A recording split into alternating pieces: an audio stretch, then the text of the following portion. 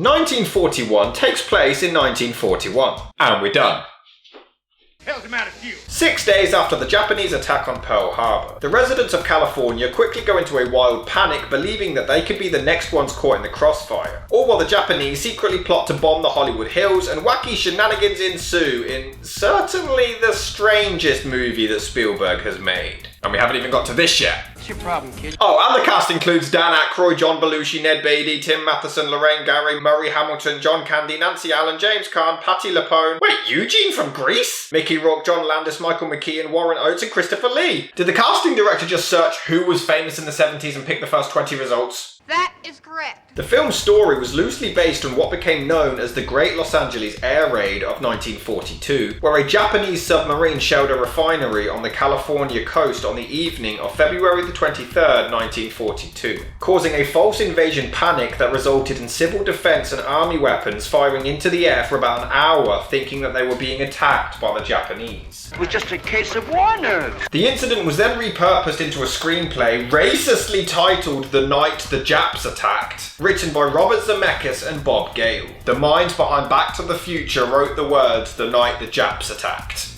Shit. Who pitched the project to director John Milius as his next feature film, which would be a serious depiction of the chaos that swept the United States following the Pearl Harbor bombings. Milius would end up passing on the director's chair, however, though he did stick around as an executive producer and made contributions to the script. However, when Steven Spielberg was brought on as director, the script ended up being rewritten as more of a screwball comedy. Because nothing screams hilarious comedy like the Pearl Harbor bombing! Excuse me, what do you mean by that? With Stevie Boy performing much of the rewrites himself whilst on the set of Close Encounters of the Third Kind. He even considered converting the movie into a musical at one point, but this idea was soon ditched at the insistence of Milius and the writers. We all have to make sacrifices. When it came to casting, Jackie Gleason and Art Carney, who were frequent co-stars, were both offered the lead roles, but both were involved in a personal feud at the time and refused to work together. Roy Scheider, Charlton Heston, James Stewart and John Wayne were all offered the role of Major General Stilwell, but all rejected it before the part was given to Robert Stack. Wayne would even go on to write a letter to Spielberg, not only to decline the role due to his poor health, but to try to convince him to cancel the project altogether, as he felt it was unpatriotic and disrespectful to army veterans to make a comedy satirizing the Second World War. Well, that's odd, John Wayne refusing to star in a movie that originally had a racist title. It does explain this line though. Bet you're gonna bomb John Wayne's house, ain't you? John Bueno? I knew it. Yeah, you sure showed him. You're right. Once filming finally started, things didn't get much easier. Due to the extravagant production design and the large number of extras, the set became so noisy that the actors often couldn't hear Spielberg calling cut, to the point that he would have to fire a machine gun into the air just to get everyone's attention. The American way! Oh, no, you don't! John Belushi's hardcore partying was also a persistent problem, as it meant that he was frequently late to set, and on some days he wouldn't even come out of his trailer because he was so tired from the night before. He likes it that way. When shooting finally ended after a whopping 247 days, an initial rough cut of the film was put together, which ran at over 2.5 hours. However, the studio felt like it was too long for a blockbuster, leading to them cutting around 40 minutes from the runtime against Spielberg's wishes. But because the universe hates me, I was only able to get hold of the longer version. I'm doing the best I can. 1941 was released on December the 14th, 1979, and despite being universally remembered as Spielberg's first flop, it did technically turn a profit, as it grossed nearly $95 million against its $35 million budget, and was even nominated in 3 categories at the Academy Awards for its sound design, cinematography, and visual effects. However, critics ripped the film to shreds, praising its technical qualities and John Williams' music, but heavily criticizing the plot, script, and humor. Stanley Kubrick, a close friend of Spielberg, said upon seeing the film, "I mean, it's great, but it's not very funny, is it? And isn't this just the face of someone who knows a good sense of humor?" Yes, sir. Kubrick even went so far as to say that had the movie been marketed as a drama rather than a comedy, it would have been better received.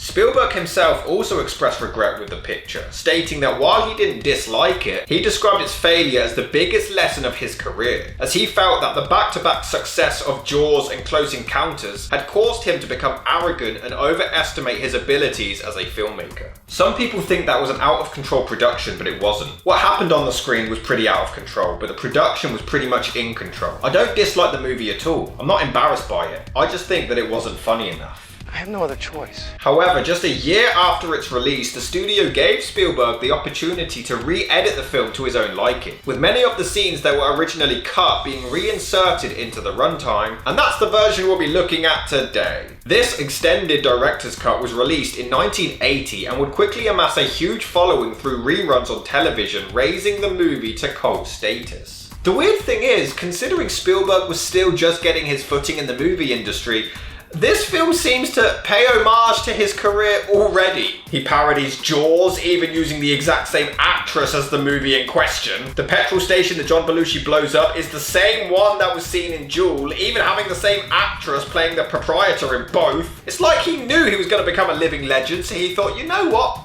Let's honour myself nice and early. Yes, I will! It's Spielberg, so you know the production value is going to look awesome. It looks terrific throughout. In fact, the final shot of the house falling down towards the end actually took so long to set up that the cast began taking bets on what day and time the shot would begin filming. But the main reaction you have when watching this film is, what the fuck am I watching? Look out, Wally!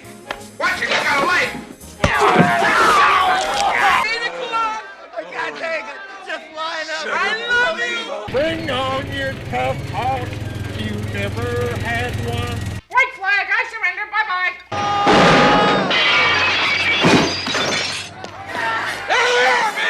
The movie is truly a completely insane and surreal experience. The acting is very often as deliberately over the top as possible. Invasion! Japs! Japs!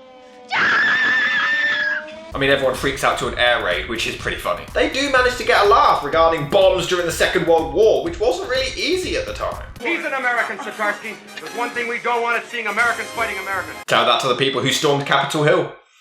And they love that line so much, it becomes his catchphrase. There's one thing I can't stand, it's seeing Americans fighting Americans. There's one thing I can't stand, it's Americans fighting Americans. I can't believe it, Americans fighting Americans! Oh, but unfortunately someone forgot to tell Dan Aykroyd to be funny in this. And when they do, you won't be able to speak your free mind.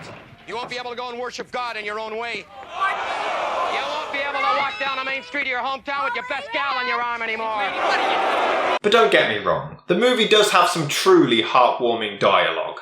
She'll bat your balls right out of the park. Biggest one here. You know what else? It's got a lot of range. You know what I mean by range, don't you? I mean it can stay up for a long time. A very long time. And it's built firm and solid. Because it has to be. Because of its tremendous forward thrust. Yeah, so Nancy Allen has a plane fetish. No, I mean it. Just the moment she hears the word plane. Some airplanes. And orgasm. And she literally gets seduced through a flight simulation. What the hell am I watching? They even do the nasty in the air. He even obliges and risks his own life. For sex. Yeah, checks out. Give it to me, Loomis. There's an image I didn't need.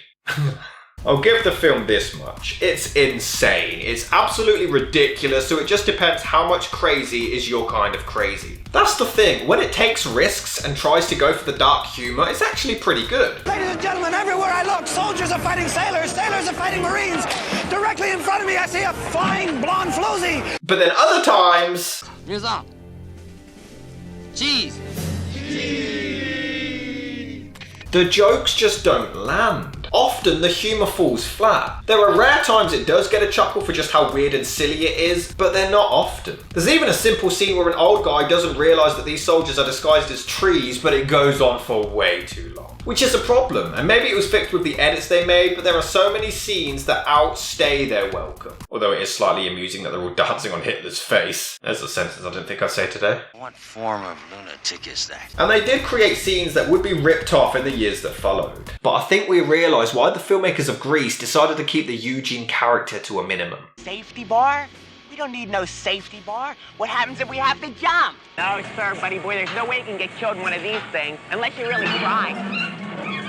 Like this one guy I knew, he committed suicide. He just stood right up and did a swan dive straight down. Sit up. Now don't say another word.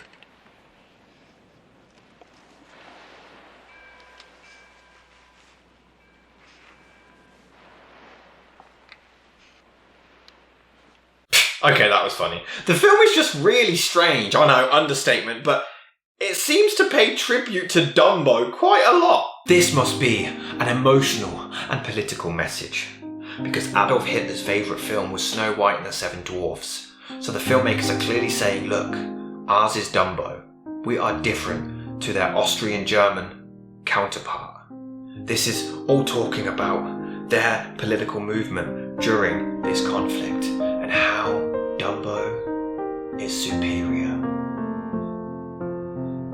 Or it's just really random and dumb and makes no sense. But hey, they even reference Vladimir Putin years in advance. Bombs! I don't hear any bombs. They're up there. They come all the way from Asia. Don't you think they'd bring a few bombs along? As much as I hate to say it, John Belushi is really annoying in this. It's like they deliberately attempted to inspire Randy Quaid's character in Independence Day. Why couldn't he have been killed off? I mean his character, not John Belushi himself. God damn it, not again! I was so careful! Can't believe it. That's the thing, all of the side characters are just annoying or completely forgettable. The film is just needlessly long and dragged out. Towards the end, they just run out of things to do, so it's just random shit happening. And maybe someone could enjoy the wackiness, but it's just not for me, for the style that this movie went with. The ending is so out of nowhere with a boob joke, house falling off a cliff, it's just random. Do I think the movie's bad? Yes.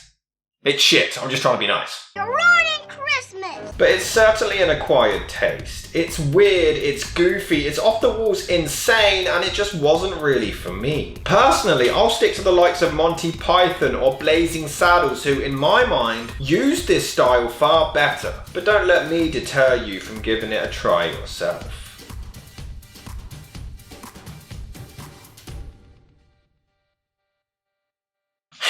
I'm sweating, man.